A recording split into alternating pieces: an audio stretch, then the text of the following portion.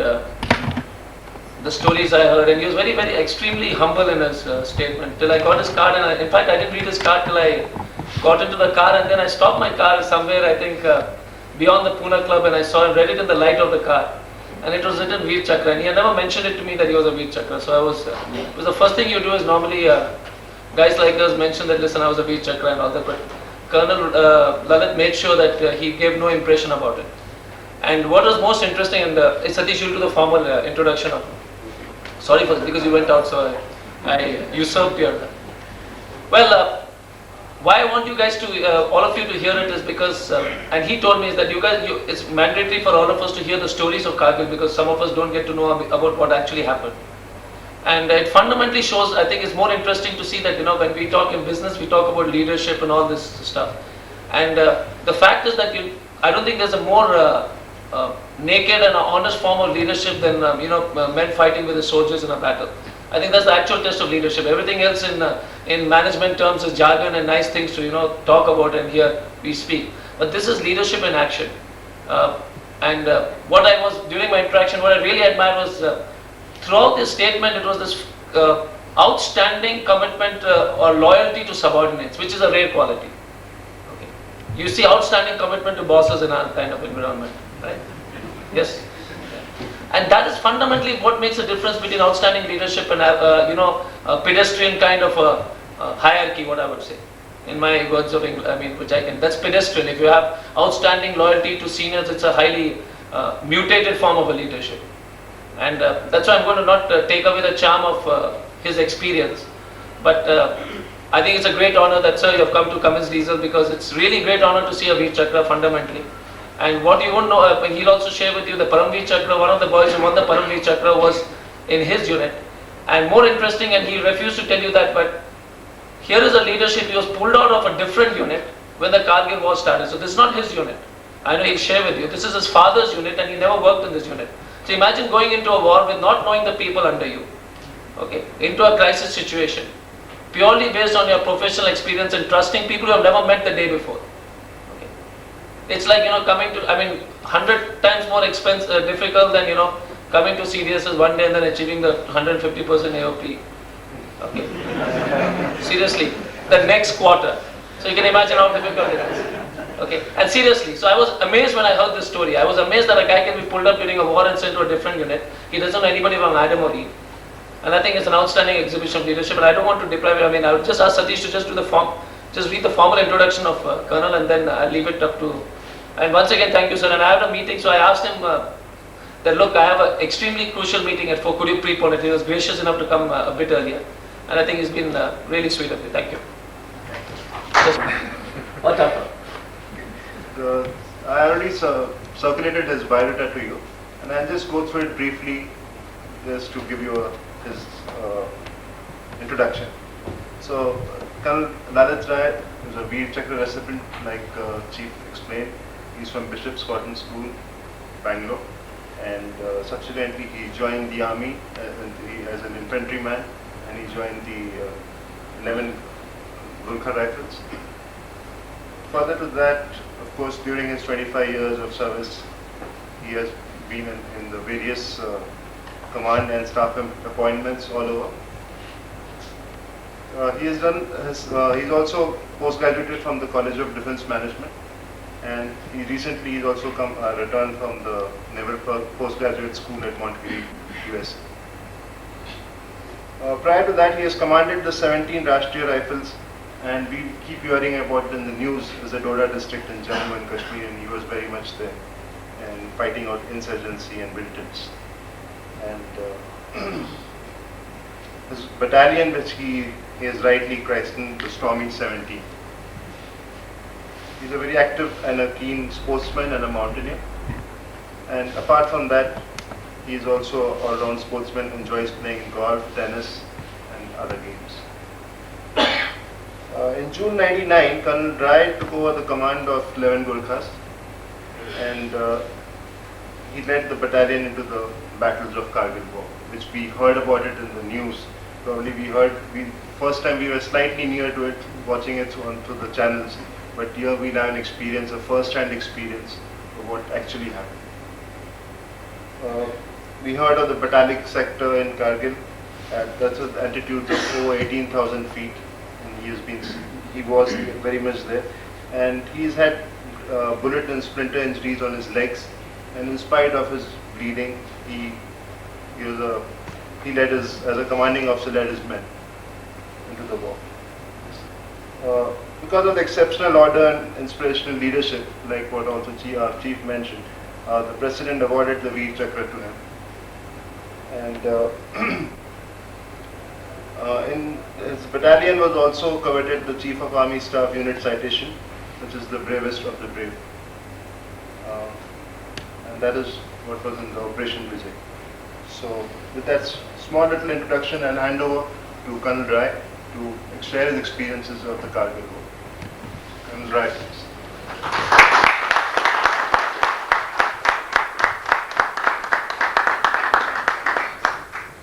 You wish to use that?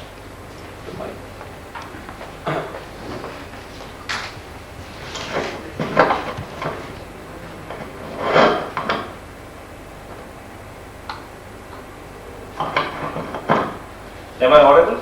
Yeah. Yes. Thank you. Right, ladies and gentlemen. First of all, I must put on record that it is a great pleasure and honor to be here in front of you today.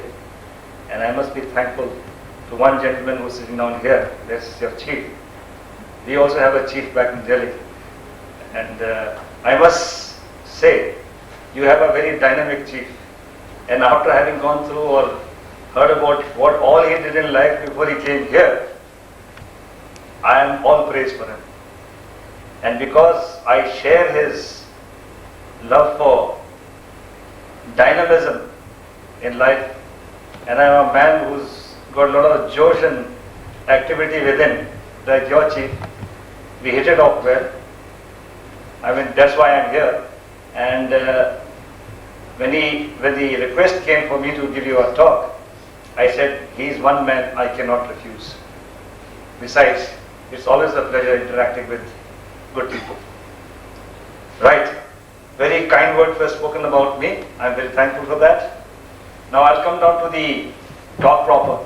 Firstly, what I'm going to tell you today is basically the battle account of a battalion, that is an infantry battalion of the Indian Army. Why is it important for you all to know what an infantry battalion did in war? I think any country or any nation that respects its soldiers is a nation which will move forward and progress forward and be a powerful nation in future. And it also augurs well that when its citizens give interest to tales of valor, courage, sacrifice of a simple soldier in battle, like I already said, it will augur well for the fate of that particular nation. It is also important for you all to know, because this is a very different type of leadership, as has already been brought out and referred to by your chief. Here is leadership, or here is motivation, which is a little different from the motivation that we learn in the management books. As defined, because I'm also some sort of a management guy. You know, management means making people do, maybe making people want to do what they want, well, what the management wants them to do. Well, in war, it's not so simple. There are bullets flying very fierce and thick, and here is you sitting under a stone with all this artillery fire coming on, shaking you right down to your bones, and lead flying thick and hot, so close that you feel scared even nodding your head because you might catch some lead. And at that point of time, to tell a soldier, come on, get up, let's charge, head on, with the enemy sitting down. And the soldier, at that point of time, gets up without a second thought, without arguing and saying, it's not my turn, it's Banda's turn today. I think that is the ultimate in motivation. Don't you think so? That I feel is the ultimate in motivation. So we have in the army today, you'll be proud to know, the Indian Army achieved that kind of motivation with the troops. Otherwise, if you really look at it, what is the pay that you're giving a soldier? What are the perks that you're giving to a soldier? You're keeping him in the field area for half his life. His wife and children are suffering down here.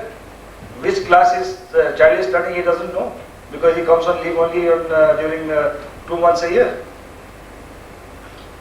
Yet, when the requirement is there, he gets up and faces the bullet and charges in front. So gentlemen, here I would like to bring a point to say, it is just not the money, it is not the perks, it is not just the environment that you are in, it is not the management only that brings about this sort of a motivation. It is much more. It is a commitment to your nation. It's a sense of duty. And I think to that end, all of you must also understand that just by doing your duty here is not adequate. You must think and do something for the nation. Think what the soldiers are doing.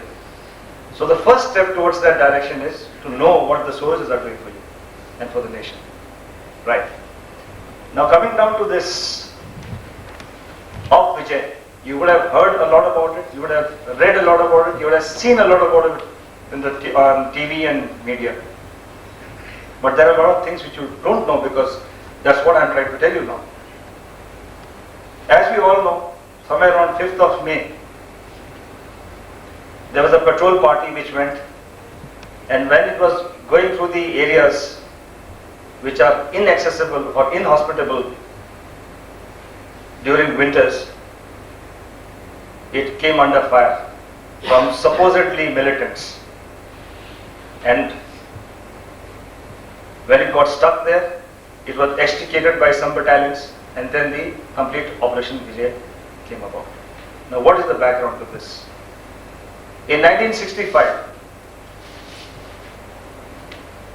Operation Gibraltar, that was the name which is given to the operation. It was headed by a General Malik Qasim, I think, from the Pakistani army. The plan was very simple.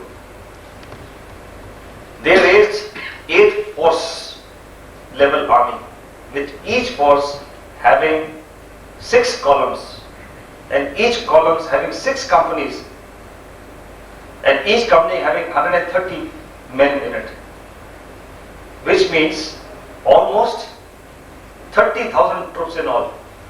They raised this army.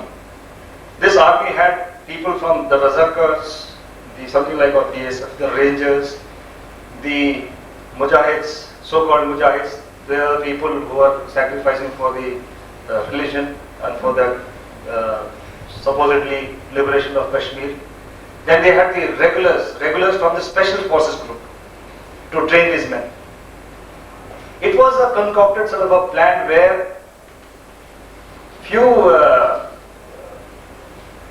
trained generals who had read lots about Mao's guerrilla tactics and the political type of situation which could be created by these guerrilla tactics, and after having mugged up those books, they thought they would try this sort of a thing with India here. So the training went on proper, and even the Chinese are reportedly, they reportedly gave them some support on this training, and for about 6 months they trained in Pakistan and they were released into India. Plan was very simple. They were to infiltrate into India in 2s and 3s through the border, concentrate behind our lines, and then hit at vital installations like your TV stations, radio stations, main bridges, destroy them, take over other big industrial installations, hit the police stations, hit the army, cause attrition, etc., etc. Suffice to say that this thing failed. It failed not because of the lack of efforts, it's because one small thing which they forgot or which they did not cater for was the spirit or the national spirit of the people of Jammu and Kashmir, and especially Ladakh region. They were under the impression that once these people start hitting and the tide starts flowing into their direction, the people will rise. They would be given a lot of support in terms of money and arms, and they would rise against the government, and then it would be a fait accompli where the complete Jammu and Kashmir would then be subjugated under Pakistan. But that did not happen. The people did not respond to their calls. Matter of fact, they helped the Indian army to locate these people and destroy them in detail. One of the grandiose plans that time was, if you know a little bit of geography of India and the Jammu and Pakistan side, there is a road which goes from Jammu up to Srinagar, then from Srinagar up to Leh. Now this is the main lifeline for the complete region of Leh Ladakh. There's another road which goes through Ufshi Manali towards the east and then up north towards Srinagar, towards Leh Ladakh. But this road is not fully developed. As far as air is concerned, there is an airport at Leh, but it cannot sustain the amount of supplies and the ammunition that you require to sustain your troops and even the people there. Because 6 months of the year, this road is closed due to the snow, heavy snow. This road which goes from Jammu towards Srinagar and Leh, goes to a pass called Jozila Pass, which is shut down 6 months a year due to heavy snow. So their idea at that time also was to sit down, block this road, Jammu, Srinagar, Leh, cut the complete Leh Ladakh area off, and then by the time India would react, international intervention would come in and Jammu and Kashmir would be severed altogether. This was the plan. It failed that time. That time when it failed, there was a very young officer who had just got commissioned and he was part of the special services group. That is the special force of the Pakistani, very elite Pakistan army group. That young officer, this plan was breeding in his mind. And again, in 1999, the plan was during winter months, when the bunkers and the permanent defenses of India are not occupied due to heavy snow, because we moved down during winter and then occupied during summer again. They would quickly come and occupy these areas, make themselves comfortable, take positions, and as the snow melts and the Indian army starts coming up, that time hit them, cause attrition, block the road again and again. By the time we would react, the international intervention would be there, and the complete LC would be realigned, and they would take the whole of Leh Ladakh and Jammu and Kashmir, portion of Jammu and Kashmir. So this general again tried the same stuff. That same lieutenant who was there at that time had now become a general, and that general, for your information, General Parvez Musharraf. So this was his plan. Right. Now, I have already dwelt upon the slide geography. I'll just give you a brief about the general area. Firstly, about the type of enemy that we faced. It is not one enemy that we faced. It is 3 enemies that we faced. First enemy was the weather. Extremely cold. Even at that time, in May, it was -28 to -32 degrees Celsius. At that kind of temperature, even doing your normal jobs in the morning becomes extremely difficult. It's a pain. And in that cold, if your naked hand touches your weapons, it gets stuck because of the extreme cold, and it has to be cut and surgically removed. That is the type of cold I am talking about. Then there are cold related problems. The cold related problems are hypoxia, lack of oxygen, your extreme cold like your chill plagues, frostbite. Then you have something called pulmonary edema, your cerebral edema. Pulmonary edema, your lungs get filled with your own fluid. You don't secrete the fluid. And before you say jack, you drown in your own fluid. It's the most terrible death. Cerebral edema, your brains get filled with your own fluid. And you start doing all funny sort of things. That happened to us because I got a report one fine morning that one Jawan is digging trenches all over. So I said, this boy, even in this cold and difficult place, he is doing such hard work, and I was very appreciative. But then we realized he started digging more than 5-6 trenches. Till evening he was digging from the morning. Then we realized there's something wrong. So he had got that initial stages of that cerebral edema. And of course, before we could do anything, he was no more. So this is the type of disease that you have. The second enemy was the high altitude. Extreme high altitude, 18,000, 17,000 feet. Those of you who are enthusiasts, physical enthusiasts, must have gone to Singhad. When you walk and climb Singhad, not through the normal route, just straight up like this, on a very difficult or a rainy day, that is like a, what shall we say, a cakewalk compared to what you have to negotiate there. It's absolutely like this there. Very, very cold, the wind chill factor, and then the high altitude effects like hypoxia, lack of oxygen. Your capability is reduced to about 40 to 50%. That is, if you can carry 100 kgs here, you can carry only 40 kgs there. And that is just an example. But normally, you cannot carry more than 15 to 20 kgs on your back. The best, the healthiest, the strongest guy.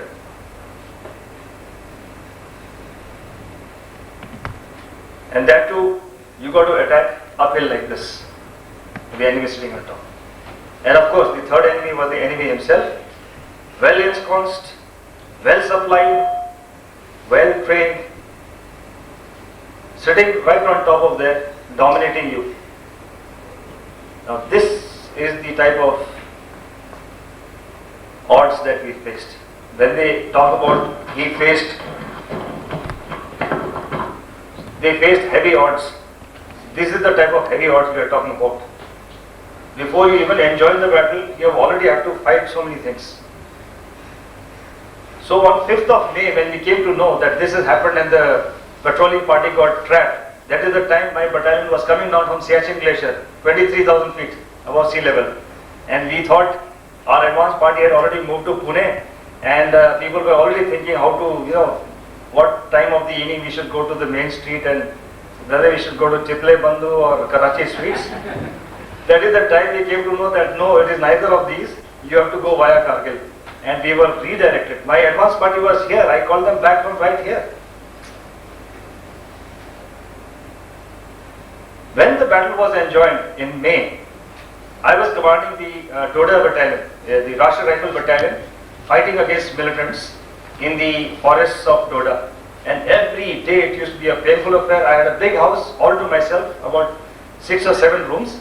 And every day I had to change my room where I used to sleep. Because in the evening I used to get rocket attacks, machine gun fire on my place. Because they knew if the commanding officer is killed, half the battle is won. So every day I had to change my room where I sleep. Because it was surrounded all over by mountains and you cannot sort of keep them away from there. So when I got a chance, my colonel of the regiment, General Yadav, who is going to be the deputy chief soon, when he told me, look, 1st Level Gurkha Rifles is there, your father's battalion, and they are in trouble, they are in battle over there, would you like to take over the battalion? I said, yes, I will. But like he said, it was very difficult, not knowing your men, not knowing your JCOs, not knowing your officers, not knowing the terrain, and not knowing the enemy. If you have read Confucius, you must have knowledge about what he says. I would have lost 100 battles, but I was lucky. Like I said, fortune favors the brave. I said, I will do it. I just counted upon one aspect. I said, my father has commanded this battalion, and I being his son, they know by reputation who I am, and that is good enough. And if a man has faith in himself, everything else will open its way. And that's what happened. So in June I landed up there. When I landed up there, the battalion was already well joined in battle with the enemy. Now the terrain of that area, you see here, this is the watershed. Now what is the watershed? Watershed is the highest point of the mountains joined. That is the ridge line. It's called a watershed because even if a drop of water falls down, half a drop going right and half a drop going left hypothetically, that becomes the origin for a river. because that is the highest point of that area. So this is the watershed which separates Pakistan, this side, from India, this side. The road which I was telling you about, which comes from Jammu, Srinagar, Leh, is this road, like this. Plan was simple, that they would come over this ridge line here from here, because it is little gradual in their side, and here these are the spurs which are coming out like fingers. Can you see these fingers? They are called the spurs. It's just like those mountain side which is just rolling down like this and then it touches the ground. But these spurs are not so kind like the ones over here. These are huge ones, and the altitude around here is around 18,000, 19,000 feet above sea level.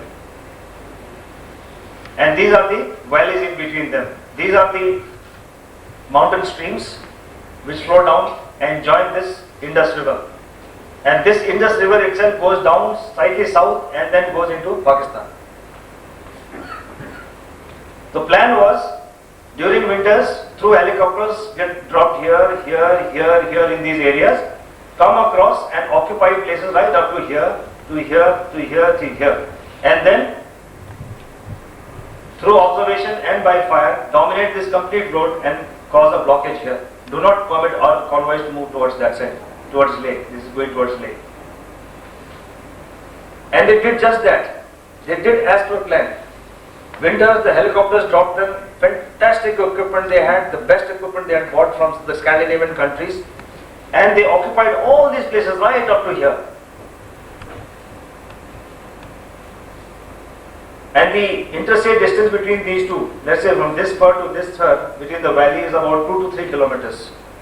By sight you can see, but walking is a great difficulty. So when the battalion was asked to move, the first patrol which was trapped somewhere here near this Kukarthang area and Khaluvar area here, somewhere around here. That patrol party was also very interesting how they got caught. When the patrol party, much to the bad luck of the Pakistani army, normally the snow starts thawing down somewhere in July. And they had planned that by July we will be well ensconced and well placed over there. However, due to our good luck, the snow started melting much earlier this time. It was somewhere in May the snow started melting. So, good sense prevailed, and in May itself our patrolling party started going up these areas, because our permanent defenses are in these areas. They started going up these areas like this, in May itself. So when this patrolling party of about 130, one officer, one JSU and 30 Jawans, they were making the way up like this here, in this area, they were actually going through Pakistani positions, we were already there.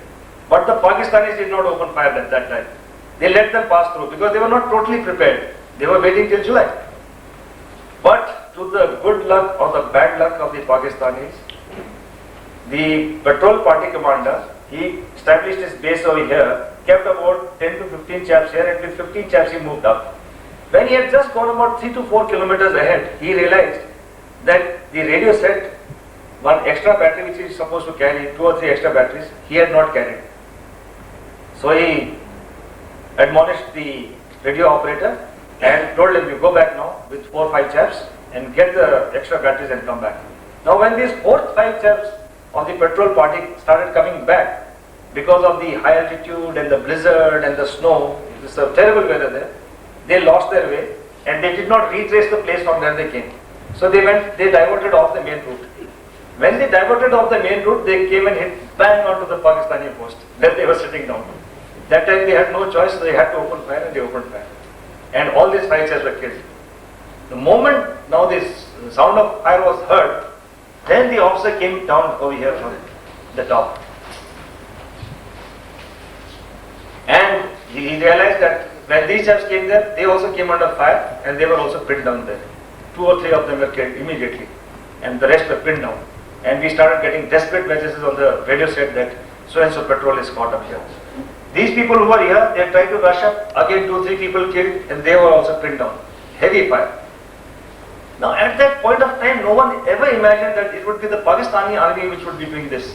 At the most we thought it would be a few militants who are holed up there and causing this sort of damage. It happens that they have those training camps over there, militants also. We thought must be 15-20 of them must have got together and they may have hit a militant camp by mistake and they may be doing this damage.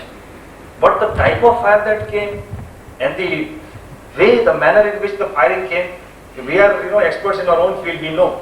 The way you fire a rifle, I'll tell you whether you are trained, not trained, and whether you are scared or not scared while you are firing it. By the way you fire.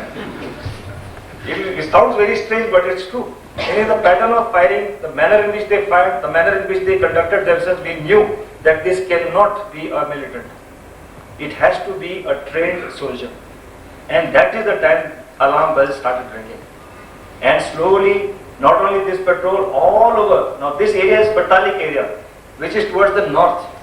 All over, now towards Tiger Hill, which is towards the central and Dras area. Then further south, Moscow Valley. From all over, reports started coming about skirmishes like this. That is the time alarm bells rang, and people generally alerted everybody, and whole battalions were moved up to see and probe what is it. But even then the picture was not clear. So by around mid-May or end June, the picture started becoming clearer and clearer. By not end June, by end May and beginning June. My battalion was asked to move by mid-May after extricating this patrol. So the battalion moved, they were in Nurla, Leh Ladakh over here, relaxing. Half the party was already in Pune, they were called back. We came up this way and then they started moving up like this. Now the orders were very unclear. In army, everything has to be crystal clear. You will capture so-and-so area by so-and-so times, likely enemy here, there, etc. In this case, it was not very clear. Said there is some enemy, you will have to find out how many. In this particular, in this general area, you have to find out the specific area and capture it. So they battalion started probing this area. When they started probing this area, it started coming under severe fire over here, all over this place. Right from here upwards, from this place down. We had to fight our way up. And the modus operandi was very simple. Keep moving till fire comes on you. When fire comes on you, keep probing till whatever you can, till you draw actual very, very heavy fire. And we managed to hold on to half this area here, small portion of this area here, and up to this Gregor Nala here, like this. Right from here. And my base was at Yaldur. And that is the time when we were stuck there, there was no progress made, I got the call. And normally, the army is slightly stingy on expenses. They sent me, they normally give you one helicopter to move. This time they made sure they gave me 2 helicopters. Even if one helicopter fails, the other one should carry me back to Yaldur. So I reached Yaldur and my second in command was in command at that point of time. He was a half colonel. And the moment I got down, he embraced me very tightly. Until date, I keep telling him and his wife that it must have been the envy of your wife the way you embraced me. Because he also told me, sir, I've never been so glad in my life to see any face like yours. Because the whole responsibility is off his head now, It comes to my head. After handing over, immediately after 5 or 6 minutes, there was intense shelling in that area. And my reception party was helter-skelter everywhere, and I also got into one of those Bakri huts over there. And that is the way I was inducted into that battlefield. Till the mid and end of June, we kept probing here, tried our best to make progress, and even I contemplated attack on this Kukarthang and this Multur Dhalo area.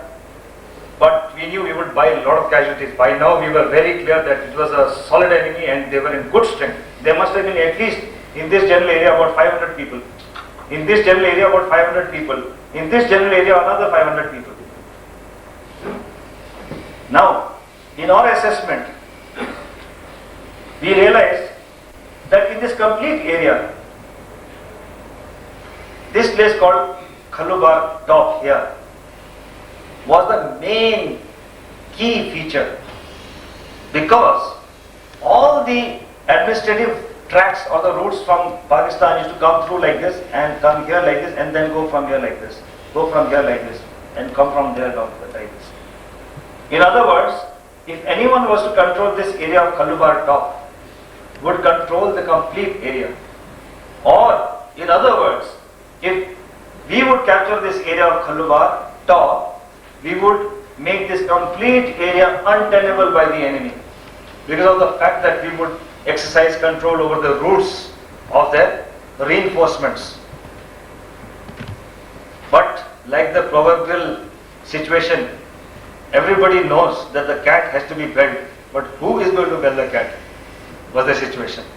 We know that this capture of this would render the whole thing useless, but who's going to capture it and how? Because this complete area has got enemy here, this area has got enemy here, this area has got enemy here. You try to go like this, you come to a crossfire. You try to go like this, come to a crossfire. You try to go up like this is what he wants. You capture this, then he causes attrition, then it goes back here. You capture this, again a lot of attrition and damage to you, again he goes back slightly further. He keeps on moving back in steps. He keeps killing you and he keeps putting a lot of casualties on you. And by the time you reach over here, it's already 6 months over. And your impetus is also dead. Your complete momentum is dead. That's what he wants.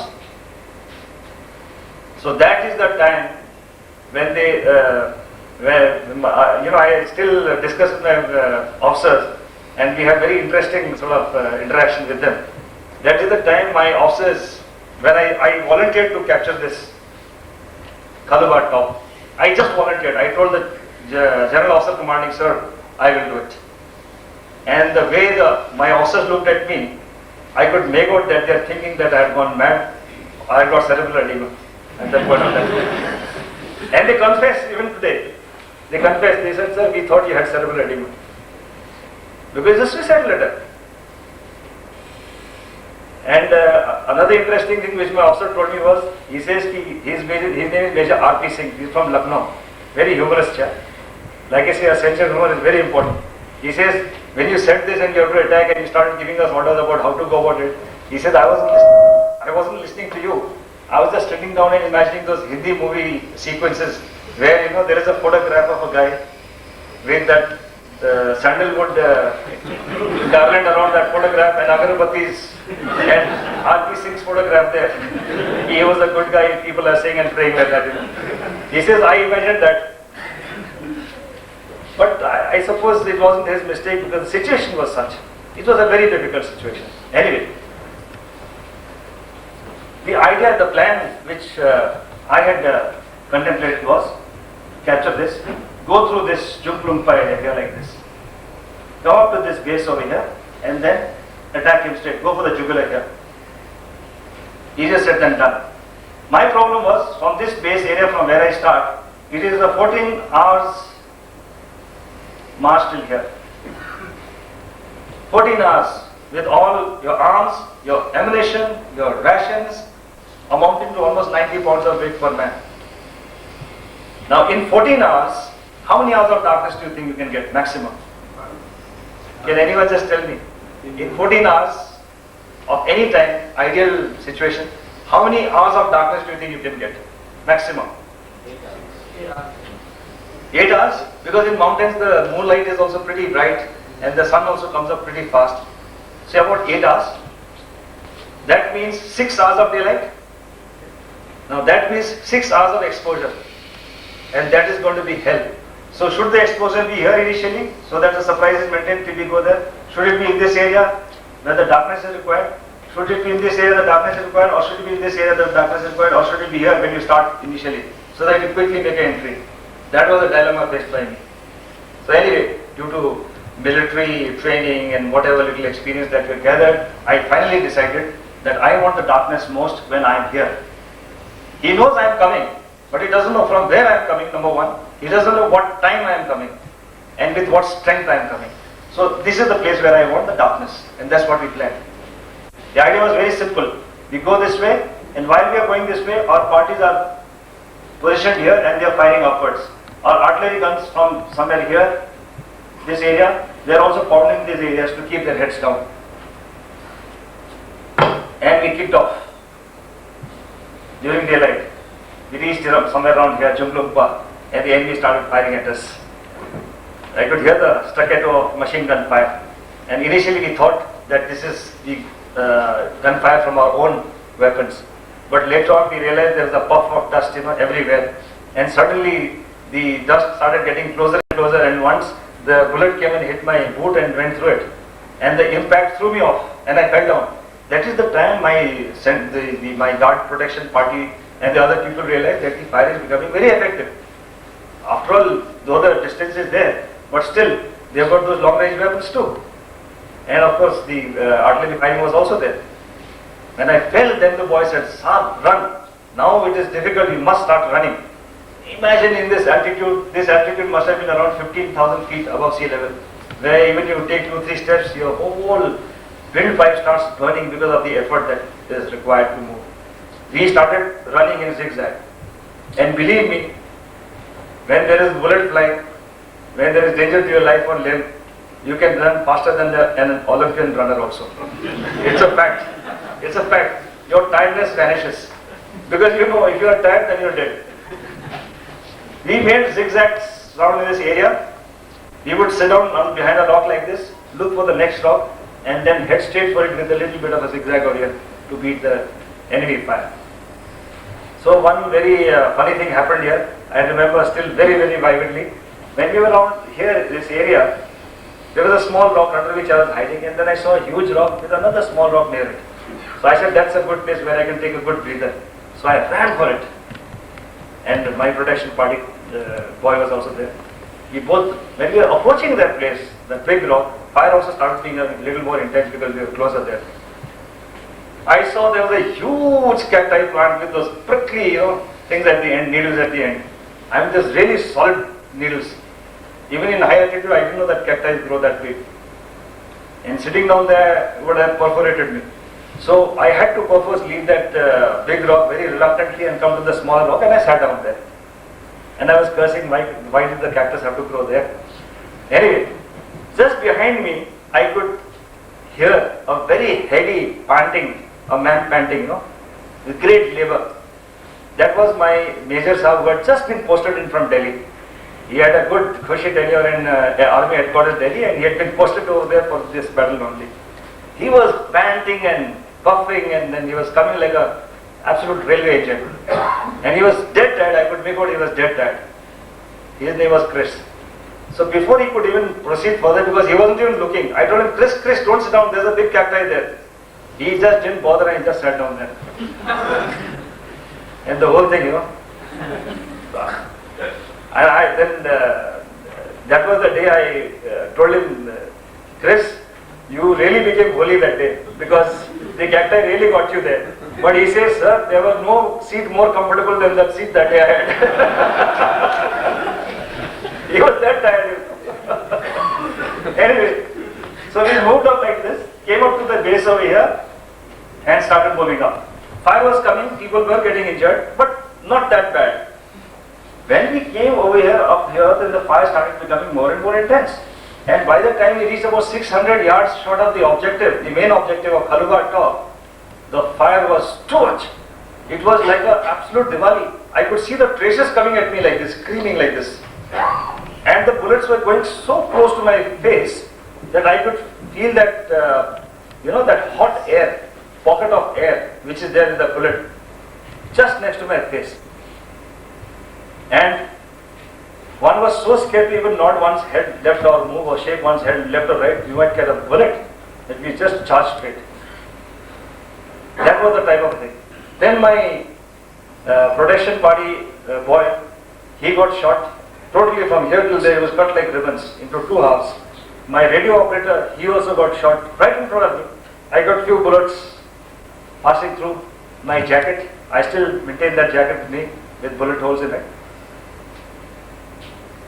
And then again we proceeded further to about 400 meters short of the objective.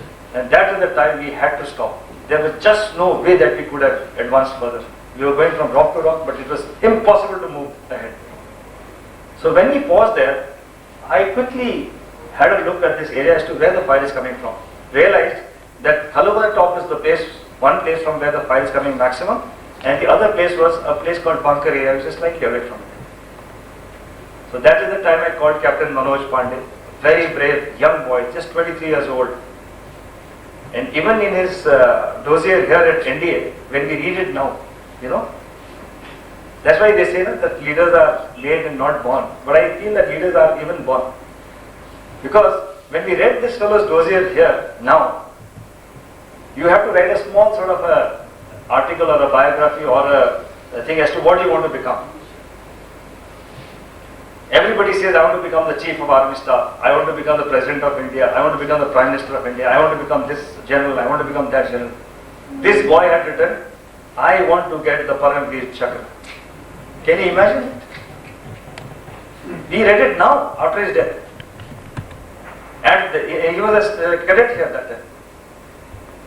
This boy was very brave, and I looked around for the other company commanders, I couldn't find it, so this youngster was there, I called him, I explained to him. I said, bunker area is the place where the machine guns are there. I thought there were 2 bunkers with 2 machine guns each. And I said, you must destroy that. Meanwhile, I will take the rest of the party and go right on top. We started with about 400 people. By the time we reached this place, he could muster only about 30 or 35 other people. I could muster only about 40 odd people. So I said, okay, push off, best of luck. And that young boy, without hesitation, he said, sir, it will be done. And I'll make sure I do it, and I'll tell you when I've completed my job. I said, good, but just be careful.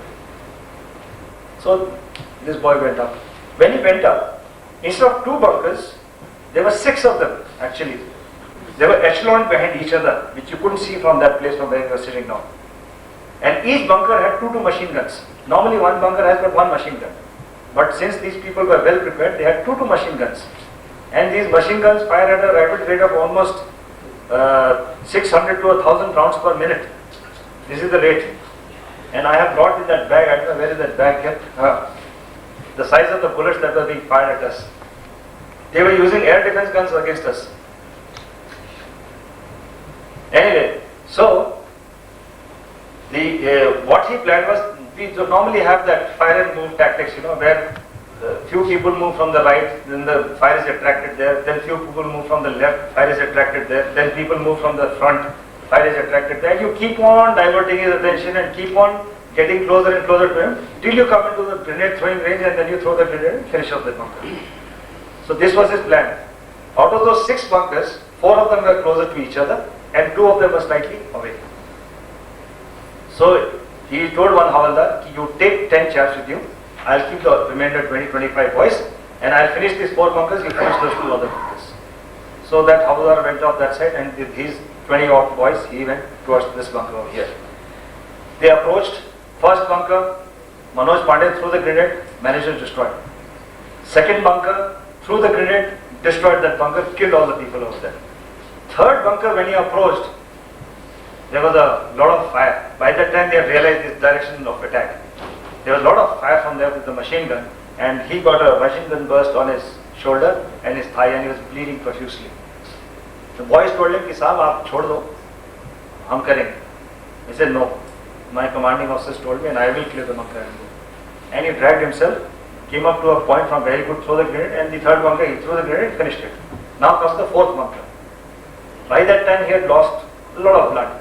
He had become weak. His reactions and his actions had become sluggish. So they closed it again. He managed to drag himself to a distance from where he could throw the grenade. He opened the grenade, took it out, and he was throwing it into the bunker like this. Like I told you, his movement was sluggish by now, very slow. The enemy saw this Pandey just taking the fin out of the grenade, just took his aim and fired one burst of machine gun. That burst of machine gun went straight through his head like this, through the helmet, through the head like this, and took out all his brains, blew him. And he fell down instantaneously. He was dead. But before he actually fell down, he had already released the grenade. And this grenade went into the bunker and actually destroyed the bunker. 4 bunkers he destroyed, this young boy. And look at his Josh. Even when he was shot, bleeding, must have been in terrible pain too. He refused to stop at that point of time, because he had given his word to me that he would destroy it and he would tell me anytime. Now, that Havaldar who had gone ahead to destroy those 2 bunkers, a very brave boy again. First bunker he destroyed, no problems. Second one, when he was destroying the bunker, he also got shot, he also died there. But they destroyed all the 6 bunkers there and established some sort of a lodgement. Meanwhile, with 40 of the other Jawans, I went up, rushed up. This will give you a good idea of the place. Can you see this area? This is how we went here, like this, like this, like this. This complete area is occupied by the enemy. This is the watershed behind. So we went up like this and then moved up like this, Allahabad town. Now, around this area I am now stuck. 300 to 400 meters short of me. With 40 boys just rushed up. Now as you keep getting closer and closer to the enemy, firing a weapon becomes that much more difficult. Because it's got a long barrel, you've got to align the whole thing into his side and then fire at him. By the time you fire the next shot comes on that side, again you've got to align the whole weapon like that. It becomes very difficult and unwieldy. That's why you require the shorter type of barrels of a pistol to have a close quarter battle. But our boys feel even better when they have to leave the rifle over and take the kukri out, which they did. They just pulled the kukri out. I still remember here, and that blood-curdling call of Jai Mahakali, Ayo Bakali, still ranging, reverberating on that mountains. And there was a glint of kukri in that moonlit night, I still remember, very, very vividly. And as we were moving up like this, I could see the Paki heads rolling down. Actually, the heads rolling down like this. Boys were just chopping them off. My boys were what? 5 feet nothing. These chairs were Pathans 6 feet something. Boys are just jumping and chopping them off like maize, When the Pakis saw that the heads are being chopped, for them to eat even jhatka is haram. Eat cut with the jhatka is haram for them. And he is saying, now, leave alone Jannat, I will go to Jahannam, but I am cut with the jhatka like this. I do not even eat meat which is cut with jhatka. And here I am being made jhatka. When he saw that, they panicked. They actually panicked. And it was a sight to behold. 5 feet nothing Gurkha, with his kukri glinting in the moonlight, jumping up and chopping it, and these just running. It was like those small children playing, games. And came and captured this area quickly. But of course, by that time we had got a lot of damage too. I had already got a bullet on my knee, my splinters on my ankle and above, on the calf. Most of the guys got shot, injured. I could hear them screaming, some of them screaming and most of them quiet. Whenever the bullet was through and through, it was quiet. But when they were shattered, that was too painful. That is the time, only time when I heard them making noise, my voice. Otherwise, the threshold of pain is fantastic. They can take a lot of pain. And where people have a tough time even walking in high altitude, my chaps literally ran. That is the difference between our troops and the normal ones. So, when we reached over here on top, I don't know how. There's a saying that sar mein kafan bandh ke. That was a literal thing because I had cut off my complete thought of the house, my family, my social, my friends, nothing. For me, there was just one thing. That is to reach the top somehow. Because the problem or the crisis was, suppose we had stuck on over here, and if we would have been stuck on there and the daylight would have come, these chairs would have from here, picked us up like flies. We would have been butchered the next morning. Butchered is the word. That was the crisis. It was do or die. I said, in any case we have to die, so why not die trying? And that was what I said, boys, get up, this is the thing. We have to do it now, it is now or never. If we go on top, the whole lot of us who are all stuck and injured over here are saved. If we don't, and if we dither and stay put over here to save our own lives for the time being, next morning we are dead in any case. So I collected these boys, 30-40 of them, and we went and captured this area. Heads chopped. When I reached the top, I would have barely got a breath when a lot of firing started coming on us. And then I started counting the heads, how many people I have got with me.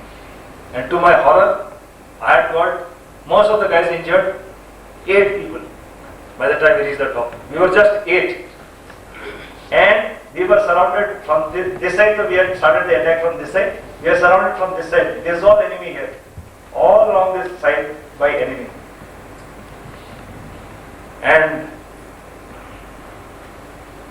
within an hour or so, there was a counter-attack from the enemy. Because now they also started getting alarmed.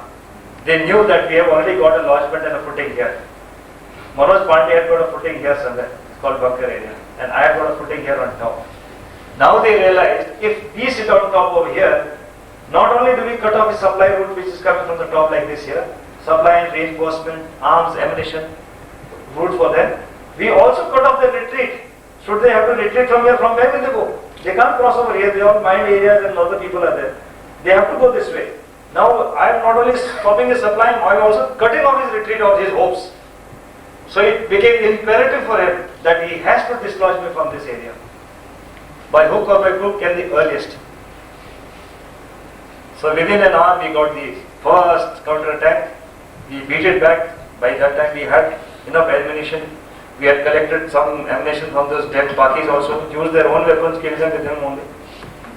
But after 2 attacks or so, it started becoming daylight and things became difficult. We started running low on ammunition. Third or fourth attack, I started getting a lot of calls on my radio set. Tiger 1-5, Tiger 1-5, message for you over, urgent message, Roy, urgent message for you over.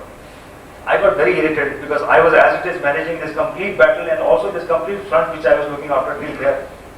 Because action was happening around here also at that same time. Being the commanding officer, you are not only commanding this battle here which you are taking part yourself, you are commanding the complete area here like this.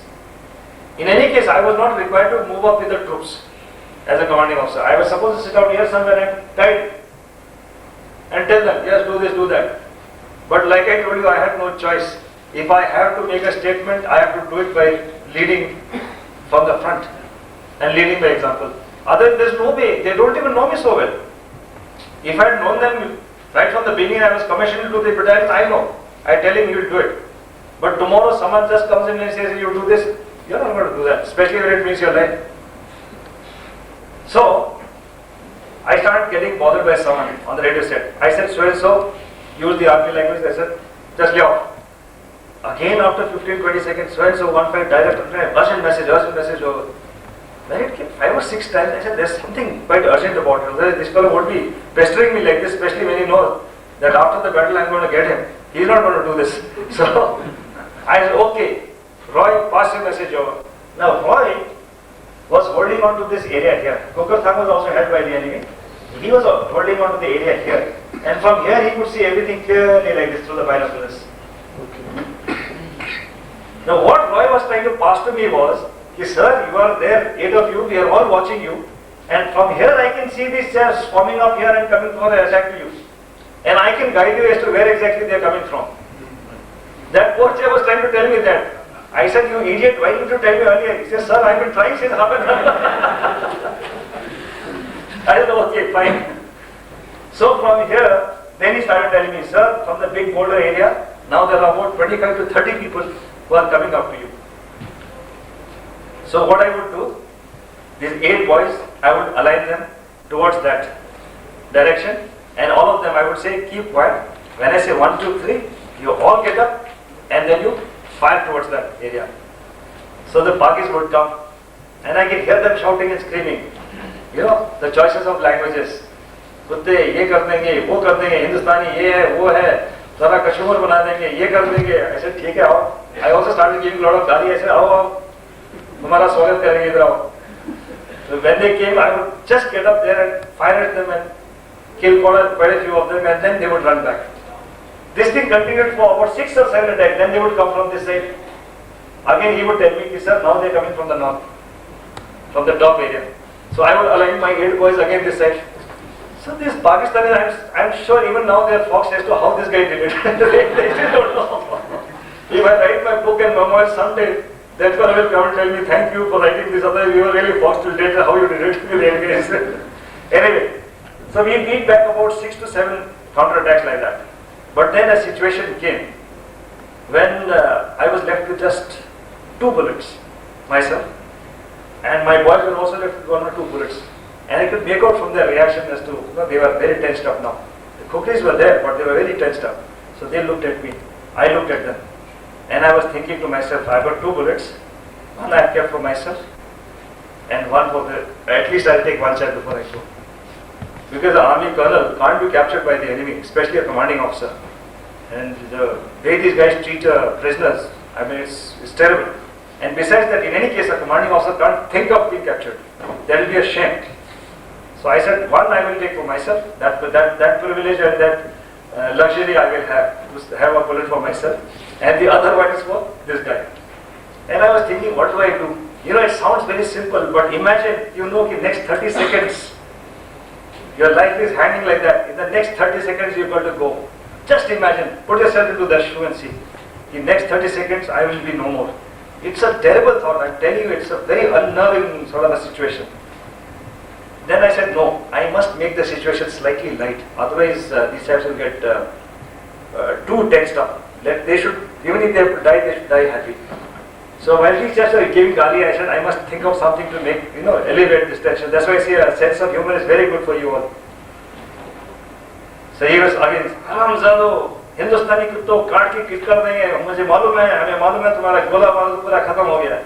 So I also, having been trained in a good public school and the Army Academy, used the choicest. In this case, do we have any Sardar here?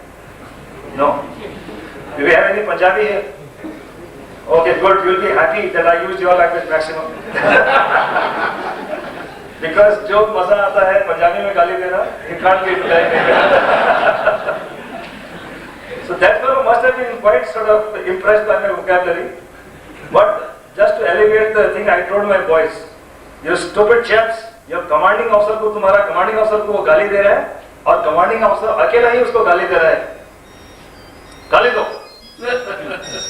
So as you know, our Gurkha Johnnies, they are very disciplined soldiers. But one thing they can't do is give gali. They don't know how to give gali. I'm telling you, it's a very funny thing.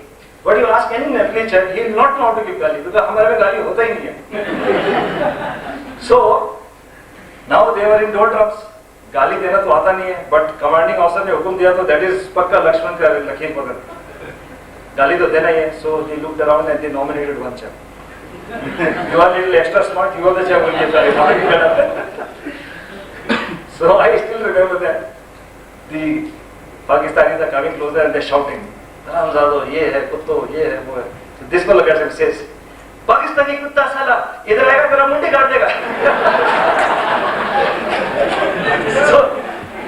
So I told that chap, look, the Pakis will die, but they'll die laughing because you can't even really kill a gali. You're going to gali bhi nahi de sakta. Anyway, that elevated their spirits to quite the extent they started laughing at each other. कि हम लोग गाली देना भी नहीं आता है. And the Pakistanis came closer. Now from 40 yards, they started coming to 35 yards, and I don't know what to do. Situation is grave. Then I remembered that sitting down with my friend Roy here is one Major Dhingra, who was an artillery officer, who was the battery commander attached to us. Now the system is, infantry battalion has artillery officers attached to you. So when the fire is required, all he does is passes on his radio set to guns which are placed far behind, 15 to 16 kilometers behind like this. He just gives them an 8-figure grid reference, map reference, and then he directs the fire with that, with the radio set. The only thing is that the requirement is that the man who is directing the fire should be able to see the target, which Dhingra was. And Dhingra was known as the Mad Hatter because he had one very good pastime. His best pastime was during normal times before the attack. He used to sit down over here. He could see these people. So early morning, because one odd Pakistani poor chap used to come out from his defenses to relieve himself. The moment he used to see this chap, he used to make one gunfire at him. Very close to him. This poor chap would, get up and go to another place. He would ask another gun to fire at him. Whole day this fellow would keep chasing this guy. So I used to call him a mad hatter. I used to tell him, don't torture that poor chap, let him please. You kill him later on, but don't do this torture. Anyway, but he was a good battery commander, a good gunner. So I trusted him. So I said, Dhingra, do you know where I am? He says, sir, I know exactly where you are. I said, with all your guns, 6 rounds rapid fire. He had 18 guns, Bofors. And 18 guns, 6 rounds rapid fire means 6 rounds per gun. And 6 into 18, 108. 108 rounds, I said, fire on my head. Now one Bofor round falls somewhere in this area, this complete complex will go. It's so powerful.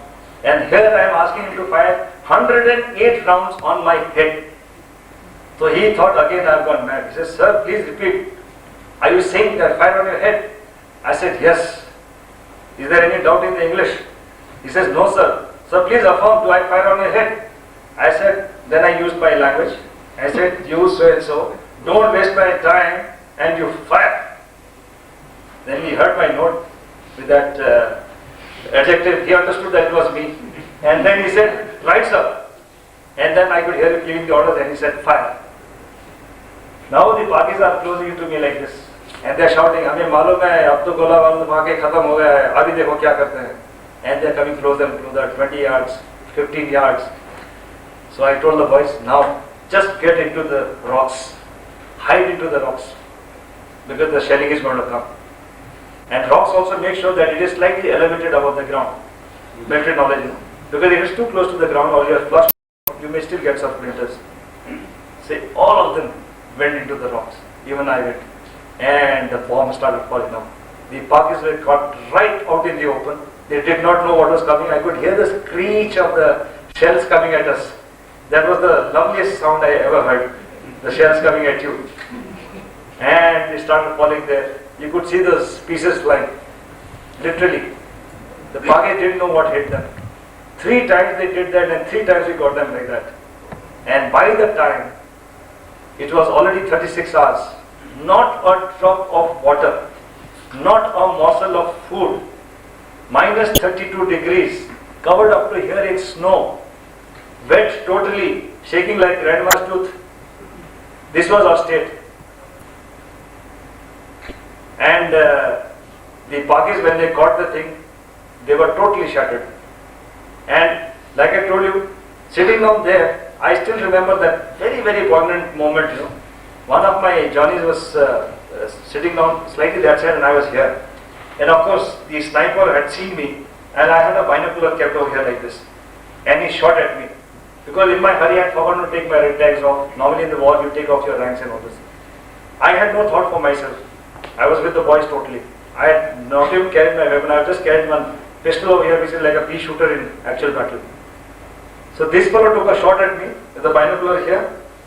The bullet went through like this and through and through the binocular. It saved my life. I have got the binocular here today. I'll show it to you how the bullets went through and through. So close it was. Then one of my boys was there. I told him, don't move.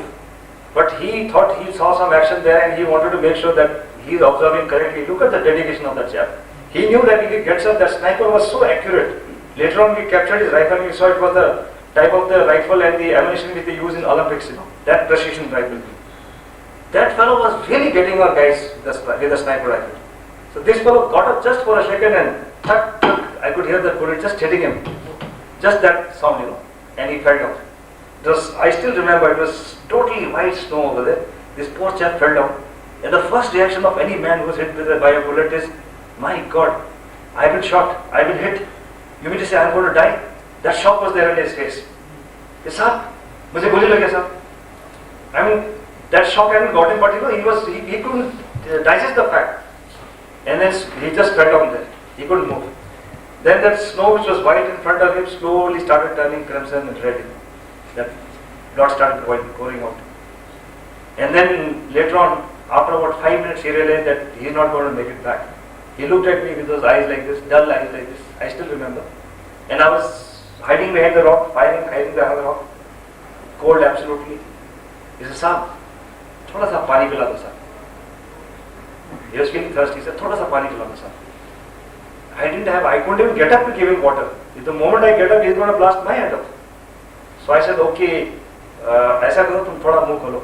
And I crumpled some ice like this, made it into a ball, and I tried to throw it in his mouth. Once, twice, 3 times, and he would open his mouth slightly, open like that. The 5th ball I threw, he was dead. I mean, these sort of things I can never forget. I still keep getting haunted by these dreams, you know. My young boys, I still feel very bad for them. Anyway, so that is how we spent our 36 hours over here, and by the time the last attack was blasted off by the artillery fire, my reinforcements came up under my second in command over here from this side, and this whole area was captured. After this area was captured, it was a virtual rout of the enemy. Everywhere we went, we only found ropes hanging, where they had just slithered down the rope and run for their lives. We came down from here, captured these areas complete. These complete areas, we decimated a lot of them. Came here, went further up to take the .5900 and all these the areas over here, and right up to the watershed. Within a month, we had cleared everyone. 11 formidable peaks we have captured during this war. That is why, besides the other gallantry awards and other things which are there, the major thing that we achieved here was a Paramveer Chakra, which Manoj Kumar Pandey got on my recommendations, and the battalion, besides getting the unit chief's unit citation, has also been christened by the chief and the president as the bravest of the brave for its actions.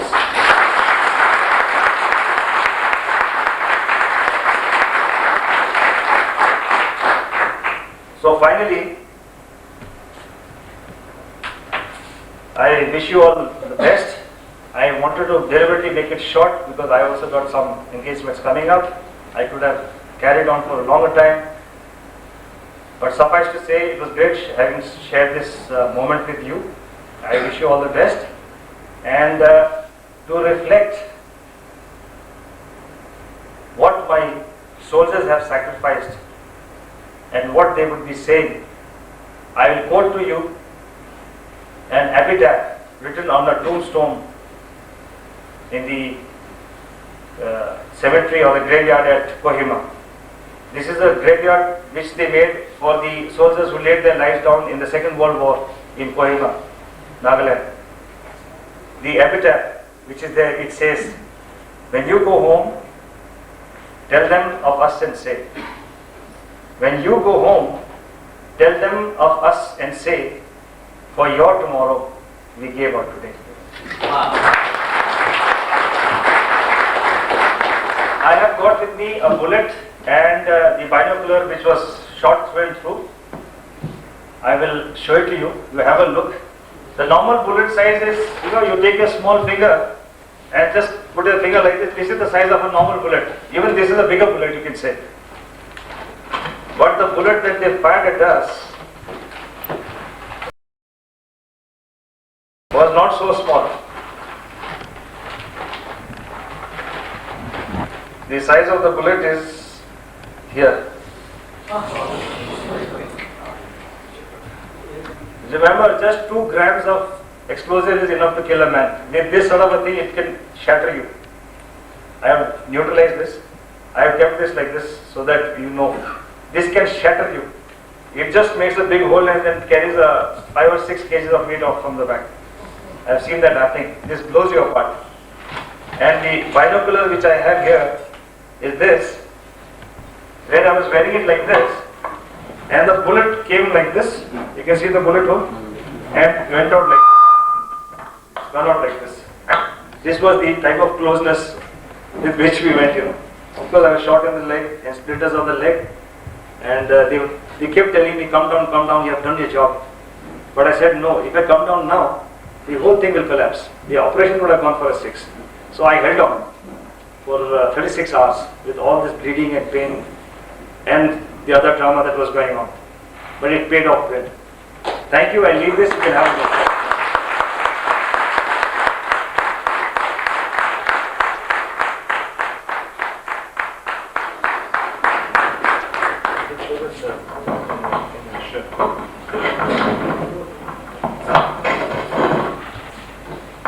I'd like to really thank Colonel Raj for an extremely beautiful session here today. Today we got to learn not only all the management by objectives what we have seen in the books. I think just listening to him gave us told us everything in that. To Colonel Raj.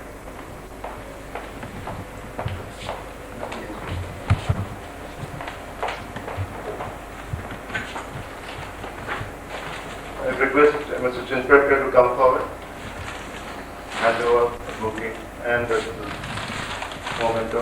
Thank you.